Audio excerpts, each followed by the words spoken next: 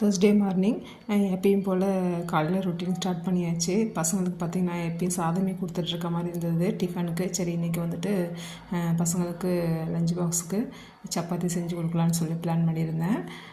சப்பாத்திக்கு பார்த்திங்கன்னா மாவு பிசைஞ்சு வச்சாச்சு. இதுக்கு வந்து சைடிஷாக வந்துட்டு கருப்பு சுண்டல் தான் ஊற வச்சுருந்தேன் நைட்டே. அதை வந்துட்டு சரி கடலைக்கறி பண்ணிடலான்னு சொல்லிட்டு அதுதான் ரெடி பண்ணியிருந்தேன்.